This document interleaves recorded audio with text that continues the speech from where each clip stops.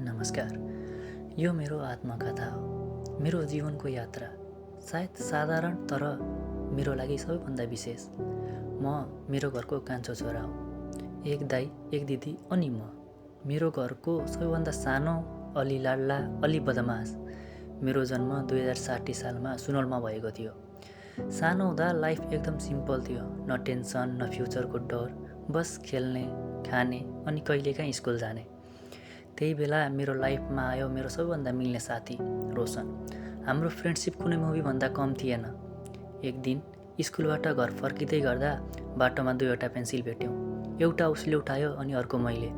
त्यो बेला हामीले हाँस्दै भनेका थियौँ, यो पेन्सिल जस्तै हाम्रो फ्रेन्डसिप कहिले पनि छुट्ने छैन।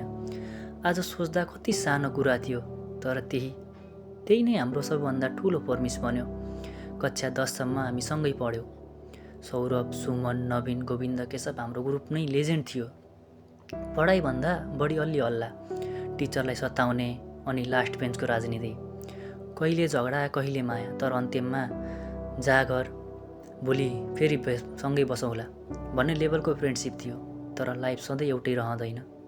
10 पास भएपछि सबै आफ्नै बाटो लाग्यो।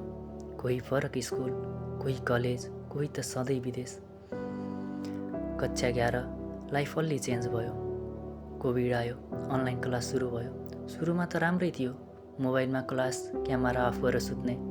Teacher, are you there? Yes ma'am. अनि मनमा, ड्रिममा छु म्याम। बिस्तारै पढाइभन्दा मोबाइल इम्पोर्टेन्ट भयो। नयाँ फेसबुक एकाउन्ट, नयाँ साथी, लाइफ स्लोली चेन्ज हुँदै गयो। कलेज खुलेपछि फेरि रियल वर्ल्डमा फर्कियौँ। त्यही भेटेँ मेरो अर्को लेजेन्ड साथी शिशिर। पछि शङ्कर पनि जोइन भयो। हामी 3जनालाई मैले नाम दिएको थिएँ 3 इडियट्स। तर फन्नी कुरा के थियो भने शङ्कर र शिशिर अलि टपर थिए भने म आफ्नै दुनियाँमा हुन्थेँ। उनीहरू बुकमा बिजी, म आफ्नो लाइफको फेलोसिपमा बिजी हुन्थेँ। त्यही बेला लाइफमा आयो लभ। तर त्यो लभ कसरी भयो, कहिले सुरु भयो, म आजसम्म एक्सप्लेन गर्न सक्दिनँ। बस भयो। म उसलाई मन पराउँथेँ, ऊ भने मलाई बेस्ट फ्रेन्ड मान्थे।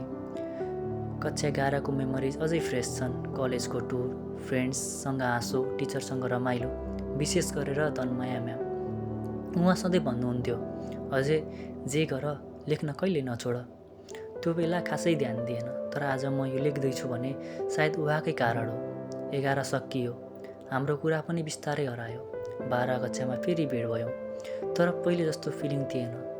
एक दिन कलेजबाट फर्किँदा 3जना केटीहरू बस कुर्दै थिए। उनीहरूसँग अटोमा जाने पैसा थिएन। मलाई मम्मीले भनेको कुरा सम्झिए, सधैँ अरूको हेल्प गर्नुपर्छ भनेर। अनि म उनीहरूसँगै बसेँ। बसबाट झरेपछि 20 मिनट हुनुपर्ने थियो। बेलुकी भइसकेको थियो, अलिक डर लाग्दो बाटो, तर के गर्ने, माया थियो नि। त्यो दिन हामी सँगै हिँड्यौँ र त्यो मोमेन्ट अझै पनि माइन्डमा क्लियर छ।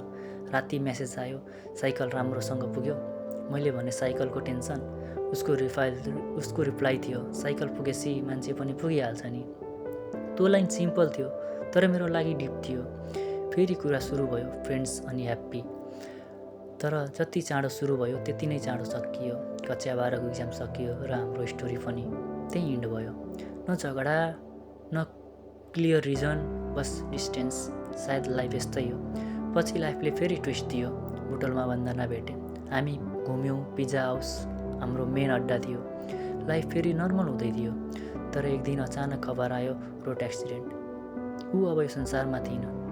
त्यो मोमेन्ट डिस्क्राइब गर्न सक्दिनँ। भित्रदेखि नै केही टुट्यो। त्यसपछि बुटोल पनि मन परेन। काम छोडे, जता गयो त्यस्तै खालीपन लाग्थ्यो। जुम्ला पुगे, पौ होटलमा काम गरेँ। बर्दाघाटको लन्डन ब्रिज कति ठाउँमा चेन्ज गरेँ। अनन्त दाइसँग कतार आएँ। आज यहीँ छु। यो मेरो जोर्नी हो, सिम्पल बट इमोसनल थियो। अझै धेरै बाँकी छ, अझै पनि धेरै कथा लेख्न बाँकी छ। मेरो एउटा मात्र सपना छ, मेरो फ्यामिली सधैँ खुसी रहोस् र जहाँ भए पनि मेरो सबै साथीहरू खुसी रहन्। यदि तिमीले यो कथा सुन्दैछौ भने धन्यवाद, किनकि मेरो जीवनको एउटा हिस्सा अब तिमीले पनि सुन्न पायौ। This is not the end, this is just beginning. Thank you so much. Like अनि सब्सक्राइब पनि गरिदिनु होला। धन्यवाद।